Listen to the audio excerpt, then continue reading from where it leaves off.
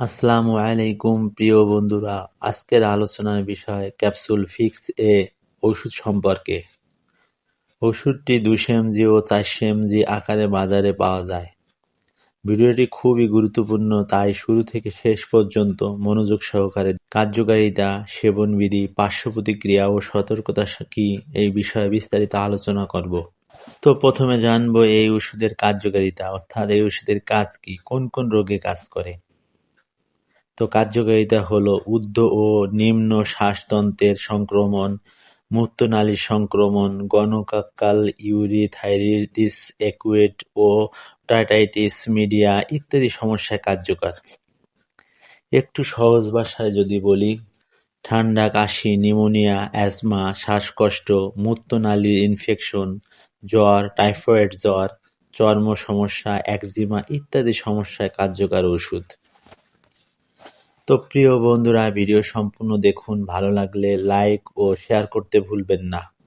নতুন নতুন ভিডিও পেতে সাবস্ক্রাইব করুন এবং ওষুধ সম্পর্কে কোনো কিছু জানতে কমেন্ট করুন। এবার চলুন জানা যাক সেবনবিধি সম্পর্কে, অর্থাৎ খাওয়ার নিয়ম।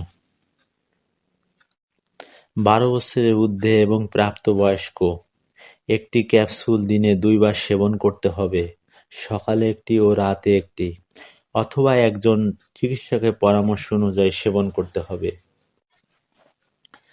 পার্শ্ব প্রতিক্রিয়া।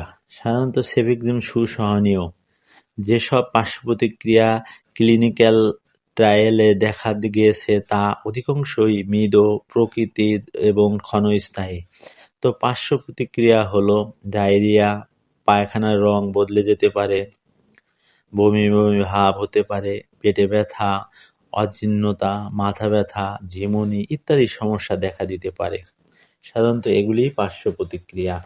এবার জানব সতর্কতা সম্পর্কে। যাদের পরিপাকতন্ত্রের সমস্যা আছে, বিশেষ করে কোলাইটিস থাকলে সেফিক্সিম সতর্কতার সাথে ব্যবহার করা উচিত। যেসব রোগীর বৃক্কে কার্যক্ষমতা মারাত্মক সমস্যা আছে, শুধুমাত্র তাদের ক্ষেত্রেই মাত্রা পরিবর্তন করার প্রয়োজন হতে পারে। গর্ভাবস্থায় এবং স্তন্যদানকালে সেফিক্সিম গ্রহণে বিরত থাকাই ভালো। একান্ত প্রয়োজন হলে অবশ্যই একজন চিকিৎসকের পরামর্শ নিতে হবে। শিশুদের নাগালে বাইরে রাখুন। ওষুধটি ক্রয় করার পূর্বে ডেট দেখে ক্রয় করুন। এই ছিল এই ওষুধের বিস্তারিত আলোচনা।